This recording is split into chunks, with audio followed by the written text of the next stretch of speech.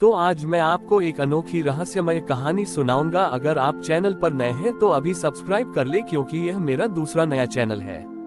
तथा कहानी पूरा देखे, अंत में एक अनोखा रहस्य छुपा है। धन्यवाद। तो सुनिए। बहुत समय पहले की बात है। एक गांव था जिसका नाम था शांतिवन। ये गांव अपनी हरियाली, शांत वातावरण और मेहनती लोगों के लिए प्रसिद्ध था। शांतिवन के लोग देवी दुर्गा के भक्त थे और हर साल नवरात्रि का त्योहार बड़े ही उत्साह के साथ मनाते थे। गांव के बीचों बीच एक पुराना पीपल का पेड़ था, जिसके नीचे एक छोटी सी देवी की मूर्ति थी। गांव के लोग मानते थे कि यह पेड़ और मूर्ति गांव की रक्षा करते हैं। लेकिन एक साल बारिश नहीं हुई और पूरे इलाके में सूखा पड़ गया। शांतिवन के तालाब सूख गए, फसलें मुरझाने लगीं और गांव वालों के चेहरे पर निराशा छा गई। गांव के लोगों ने मिलकर देवी से प्रार्थना की, पर कोई फायदा नहीं हुआ। वे सोचने लगे कि शायद उनकी भक्ति में कोई कमी रह गई है। गांव के कुछ बड़े बूढ़ों ने सलाह दी कि उन्हें देवी को प्रसन्न करने के लिए कुछ विशेष करना होगा। इसी गांव में एक युवा किसान रहता था, जिसका नाम था अनिल। अनिल की अपनी एक छोटी सी बगिया थी, जिसमें उसने तरह तरह के फूल लगाए थे। सूखे के कारण उसकी बगिया के फूल भी मुरझाने लगे थे, लेकिन अनिल हार नहीं माना। वो हर सुबह अपनी बगिया के पौधों को थोड़ा थोड़ा पानी देता और उनकी देखभाल करता था। नवरात्रि का पहला दिन आया। गांव के सभी लोग दुखी मन से व्रत कर रहे थे। तभी अनिल ने सोचा कि क्यों न वह अपनी बगिया के बचे हुए फूलों को देवी के चरणों में अर्पित करे। उसने कुछ मुरझाए हुए लेकिन सबसे प्यारे फूल तोड़े और उन्हें लेकर उस पीपल के पेड़ के पास पहुंचा। अनिल ने पूरी श्रद्धा के साथ उन फूलों को देवी के चरणों में अर्पित किया और अपनी सूखी फसल और गांव के लिए बारिश की कामना की। उसकी आंखों में आंसू थे। जब उसने अपनी प्रार्थना पूरी की तो एक चमत्कार हुआ। जैसे ही अनिल ने अपने आंसू पोंछे, आसमान में काले बादल छाने लगे। देखते ही देखते बूंदाबांदी शुरू हो गई और फिर मूसलाधार बारिश होने लगी। ये देखकर पूरे गांव में खुशी की लहर दौड़ गई। लोग खुशी से नाचने लगे और देवी दुर्गा के जयकारे लगाने लगे। गांव वालों को समझ आ गया कि देवी को धन या भव्य पूजा से नहीं, बल्कि सच्चे मन और निस्वार्थ प्रयास से प्रसन्न किया जा सकता है। अनिल की सच्ची भक्ति और मेहनत ने पूरे गांव को बचा लिया।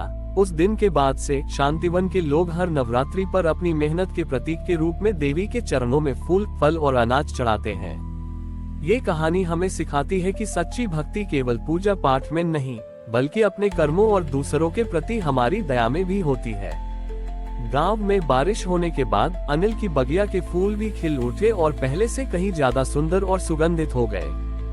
गांव वाले अनिल को प्रकृति का रक्षक कहने लगे, क्योंकि उसकी लगन ने पूरे गांव को सूखे से बचाया था। अनिल की यह कहानी पास के एक गांव तक पहुंची, जहां एक बहुत ही अमीर और आलसी जमींदार रहता था, जिसका नाम था धनराज।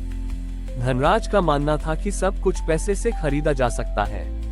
उसे लगा कि अगर अनिल की प्रार्थना से बारिश हो सकती है, तो वह तो बहुत सारे पैसों से देवी को खुश करके और भी ज्यादा बारिश करवा सकता है। नवरात्रि का त्योहार नजदीक आ रहा था। धनराज ने अपने गांव में देवी के लिए एक बहुत भव्य पंडाल बनवाया। उसने सोने और चांदी से बनी हुई देवी की मूर्ति स्थापित करवाई और दूर दूर से प्रसिद्ध पुजारियों को बुलाया। उसने सोचा कि ऐसा करके वह अनिल से भी ज्यादा देवी की कृपा पा लेगा। शांतिवन के लोगों ने धनराज के बारे में सुना और वे चिंतित हो गए। उन्हें डर था कि कहीं धनराज का घमंड देवी को नाराज न कर दे। नवरात्रि का पहला दिन आया।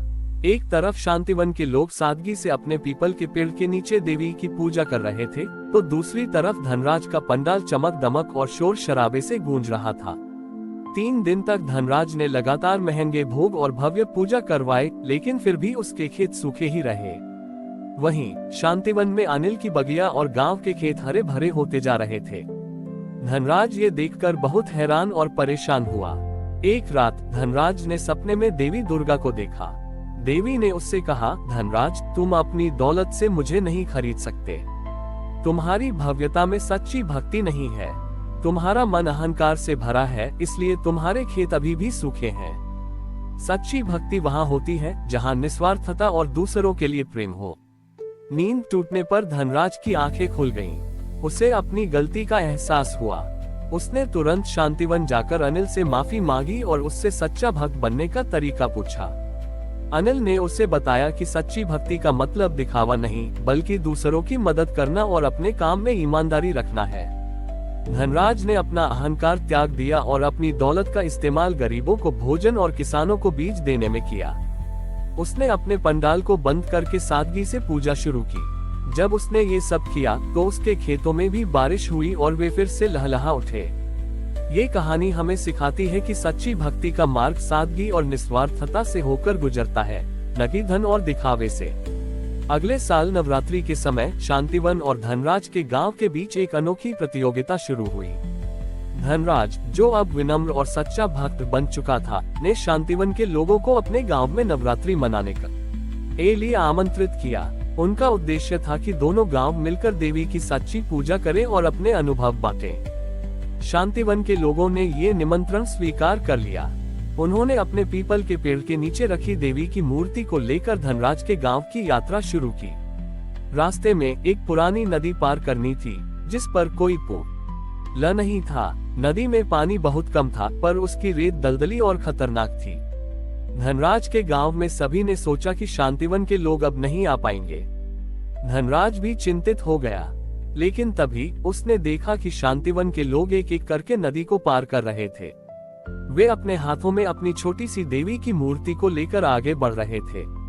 उनमें से कुछ बूढ़े थे और कुछ बच्चे भी थे, लेकिन कोई भी नहीं रुका। अनिल ने सबसे आगे चलकर रास्ता बनाया और सब एक दूसरे का हाथ पकड़कर धीरे धीरे नदी पार करने लगे। जब वे धनराज के गांव पहुंचे तो उनके कपड़े और जूते गीले और मिट्टी से सने हुए थे, लेकिन उनके चेहरे पर एक अद्भुत चमक और संतोष था। धनराज और उसके गांव वालों ने ये देखकर अपनी भव्य सजावट और दिखावे पर शर्मिंदगी महसूस की। उन्होंने तुरंत अपने हाथों से साफ पानी लाकर शांतिवन के लोगों के पैर धोए और उन्हें सम्मान के साथ अपने पंडाल में ले गए। पंडाल में दोनों गांव के लोगों ने मिलकर देवी दुर्गा की आरती की। इस बार की आरती में न तो सोने चांदी की चमक थी और न ही महंगे भोग। वहां सिर्फ सच्चे मन से गाए गए भजन और एक दूसरे के प्रति सम्मान था। ये देखकर देवी दुर्गा स्वयं प्रकट हुई और दोनों गांवों को आशीर्वाद दिया। देवी ने कहा, बच्चों, सच्ची भक्ति न तो दौलत में है और न ही भव्यता में। यह एक दूसरे का साथ देने, मुश्किलों में भी एक दूसरे का हाथ थामने और निस्वार्थ प्रेम में है। उस दिन से दोनों गांव हर साल मिलकर नवरात्रि का पर्व मनाने लगे।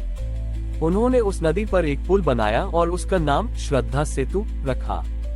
ये पुल सिर्फ दो गांवों को नहीं जोड़ता था, बल्कि यह सच्ची भक्ति, विनम्रता और एकता का भी प्रतीक बन गया। ये कहानी हमें सिखाती है कि सच्ची भक्ति का मार्ग कठिनाइयों से भरा हो सकता है, लेकिन जब वह एकता और प्रेम के साथ हो तो हर मुश्किल आसान हो जाती है। हमारी और भी आध्यात्मिक एवं अनोखी कहानियां देखने के लिए हमारे चैनल पर जाएं तथा धार्मिक एवं पौराणिक अनोखी कहानियां हमारे चैनल पर है।